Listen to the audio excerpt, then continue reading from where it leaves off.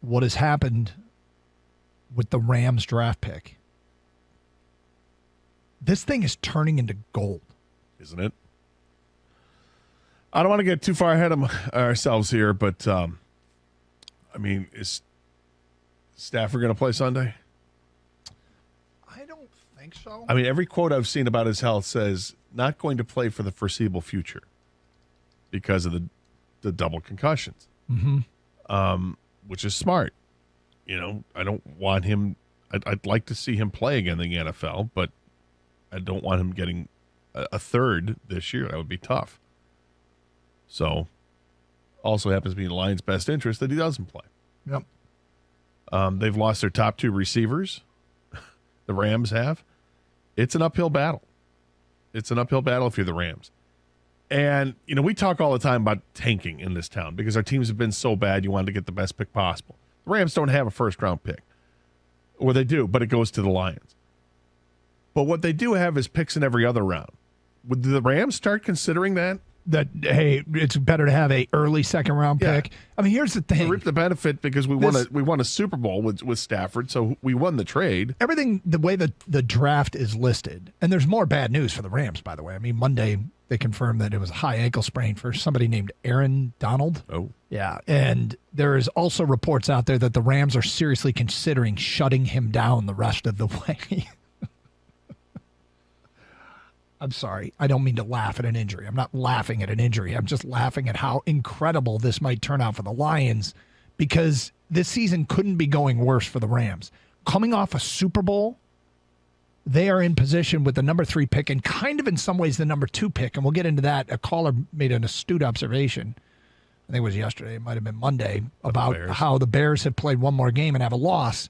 And when the Rams catch up in the loss column, which they easily could do, the Rams have played an easier schedule. So they've done less. They've literally done that. That's the tiebreaker, which would give the Rams the number 2 overall pick, which is, I feel like we're getting, I don't even want to think about that because I don't want to be disappointed with having a top 5. Because now we're thinking about it. And now I'm thinking about it. But what was the point I was making? I've gotten distracted. They've had all these injuries. Would they? Oh, this is what the point I was making. The Dolphins are forfeiting their pick because of the Stephen Ross thing. Right. And so if the Rams are picking first, it's really 32nd again, right? I mean, they would, if they manage to get into the top spot in the second round, the first pick of the second round is technically the 32nd pick of the draft. Now, does it matter all that much? I mean, probably not, and probably they'd rather prefer it because they can say in negotiations you're not a first-rounder and maybe get them for less. Of course, they won't get that 5th year guaranteed either, but it's technically the 32nd. The first pick of the second round is technically the 32nd pick of the draft because Miami won't have a first-round pick. It's turning into gold. And, yeah, the Rams are the Bears are 3-9. The Rams are 3-8. Chicago has the benefit of playing and hence losing one more game than the Rams so far. So if the Rams lose that game on the Bears bye week, which is in 2 weeks, the Rams would catch them for the number 2 pick when the Bears don't play. So round 1 right now, the Lions sit at 3-13. Round 2 with the Vikings pick, they sit at 44-62. And round 3, they're at 75. You said something early in the week that was very, very relevant as we get into draft talk. You're out on C.J. Stroud. I am.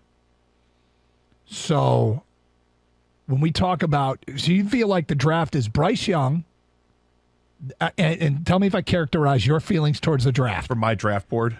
Gator's draft board is Bryce Young, 2 overrated quarterback prospects, and then a whole bunch of diamonds in the rough. In terms of quarterbacks? Yes. Yes.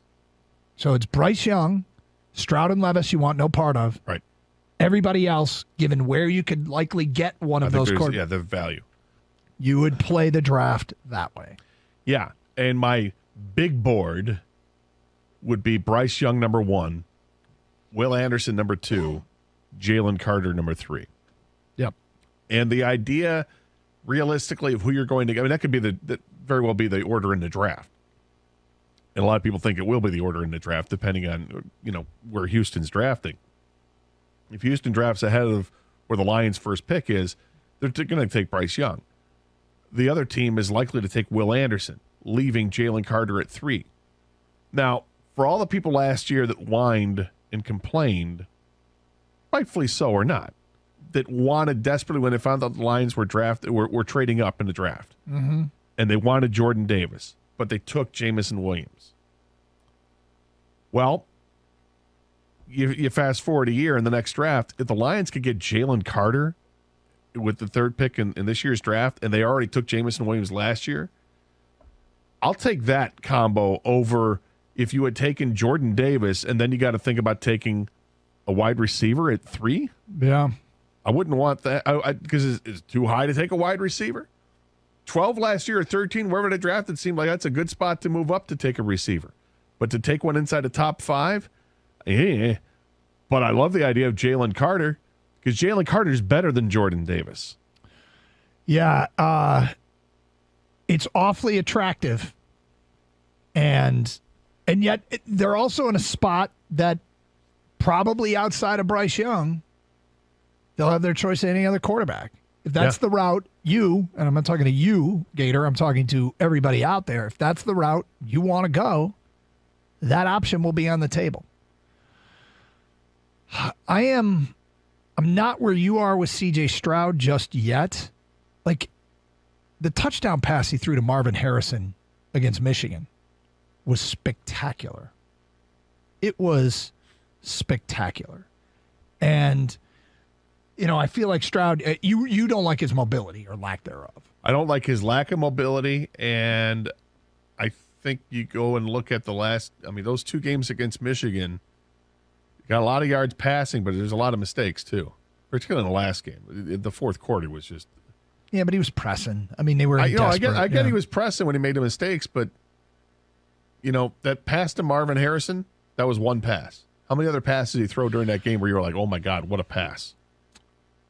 Well, I mean, what would have been a touchdown to 8 that Mike Sanders, but that was off his back foot, rush coming on, where he floated a ball out there where his receiver ran right under it. Stovar, and would have been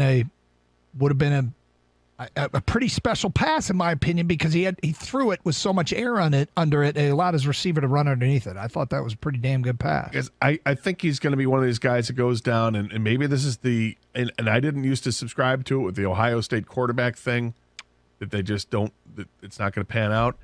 But is he Dwayne Haskins 2.0? I was a big Haskins fan out of college. I was a huge Haskins fan out of college. And, I mean, for him, I guess the reason he didn't succeed was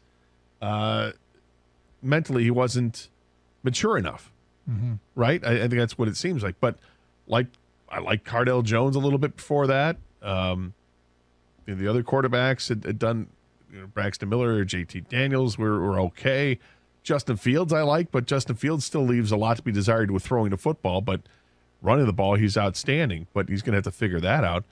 This guy can't run at all. And I'm not sure how much time he can even buy himself a little bit of extra time in the pocket and free himself from the pass rush to get that extra second to throw. I'm just not sold on him anymore. I think he's got a great arm, but I need more than that if I'm going to take a franchise quarterback. Yeah, I'm not as worried about mobility as you are. I recognize that it is something to take into consideration. Well, the other thing that really brings that home is that Bryce Young to me is complete. The only thing I'm worried about Bryce Young is his size, but he's got the arm. He's got the ability to make plays with his feet, whether it's taking off and running or buying more time. But there are other quarterbacks that will be available that I just like more because I think they have more of the package. There's also a little bit more risk. If you want to look at an Anthony Richardson from Florida. There are other guys like Bo Nix, Michael Penix. These guys are Hendon Hooker. I don't know how many of those guys are going to go in the first round. I don't like Will Levis at all. Dorian Thompson-Robinson from UCLA. There's a lot of good quarterbacks out there that could be had in the second round or in the third round, and some of those guys maybe even go later. But I just don't. I don't want to use the resource in the number 3 pick overall on a guy where I see a big hole in his game.